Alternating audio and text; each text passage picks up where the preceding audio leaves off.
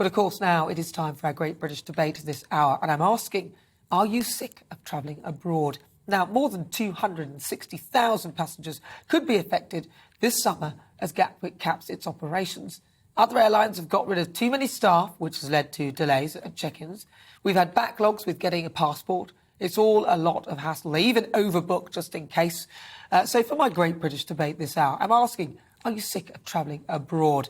I'm joined now by a travel expert, Lisa Francesca Nand. Right, so Lisa, first of all, it's good to see. Are you back in the UK now? Last time you were off somewhere nice. Are you in the UK?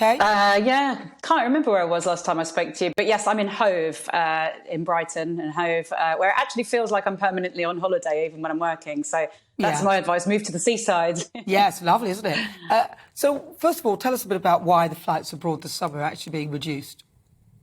Oh, it's such a nightmare, really. Mainly it's about people having left the industry during the course of the pandemic, whether they were made redundant, because there were a lot of redundancies, but also people have chosen to leave. And it just seems that the airlines cannot get back up and running quick enough in terms of the, supply demand, because we all want to go on holiday at this point. Many people have a pent up demand. There is the demand for travel, and they're struggling to get people. So you've heard of these delays, last minute delays and cancellations. What they're doing now is trying to mitigate that by saying, we're going to plan these cancellations in advance, which obviously is a little bit better because everyone can sort of plan for them. That said, when you look at the numbers, it does affect a lot of people, scores of thousands of people, but it's actually realistically only 95% of flights. 95% of flights are unaffected. It's only 5%, a maximum of 5% of flights. So, theoretically, your flight, most of us are going to go away and it's going to be okay. Yes, I mean, they've made a bit of a mountain out of it then if it's just 5%, because it looks like it's pretty much all across the board. But then, Claire, who's here, she's been to Turkey, she's going again. She hasn't been affected by it as well. It seems that there seems to be a lot of noise going on. I don't know whether it's actually as bad as it sounds. Well, it's bad because it has affected a lot of people. And when it's your flight, it's hideous. Like you said, it's going to be 260,000 people. And that is a lot of people. And it's awful. Like flying and holiday is an emotional thing as well as a financial one, isn't it? You look forward to going away and planning it. And then you get to the airport, you've got your kids, your bags. It's a nightmare if it's cancelled.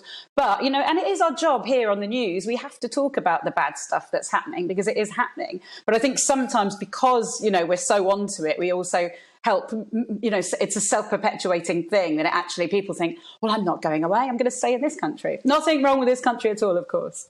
Well, no, but what I was trying to say was actually that, but even though it's just 5%, which isn't actually that many compared to 95%, it's no fun if you're in that 5%, but the amount of coverage it's getting makes it sound like that is more. But what I'm saying here is that coupled by that, though, there is the passport backlog.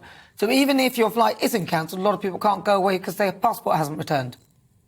Yeah, absolutely. That's happening again. We've had so many things. We've had the passport backlog, the airline cancellation, and also the queues at airports, which is not down to the airlines, but that's actually down to people on the ground, a staff shortage there. So it just seems, if you are caught up in it, and there will be, hundreds of thousands of people caught up in it, it just seems like a nightmare all round.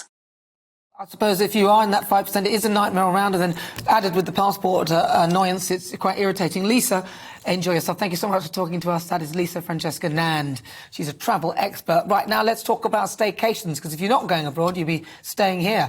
And I'm delighted to say that Ross Jenkins, the owner of Bedale Camping and Caravanning Park in North Yorkshire, is with us. Hello. Hi, Nana.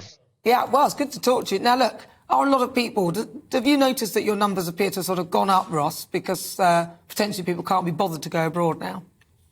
Absolutely unbelievable. And they're coming from all walks of life and all parts of this country, even from Europe. They're all coming in across from Europe, the Spanish, the French, the Dutch. Fantastic, just fantastic for North Yorkshire and the surrounding areas. And obviously from us, they're going up to Scotland and beyond.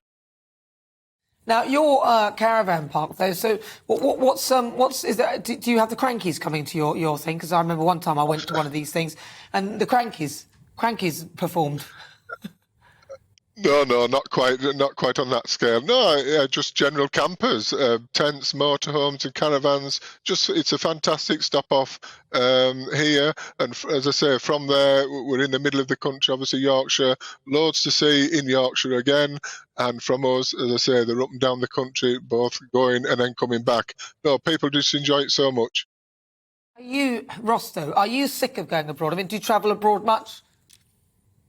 No, especially what's gone on out there. We've just kept it at bay. But no, it's as I say, it's going really, really well at the moment. Very busy, and bookings right into December as well. So it's definitely got a knock-on effect. And people just don't want to be going abroad at the moment. A lot of people don't want to do that. Would you normally go abroad and have a holiday in another country? Just in the winter time when things quieten down on the side, so that's the only time to get away, I think. But just as I say, a lot of people are just stopping in this country. Obviously, it's brilliant for our economy, and just sick and tired and fed up of going abroad.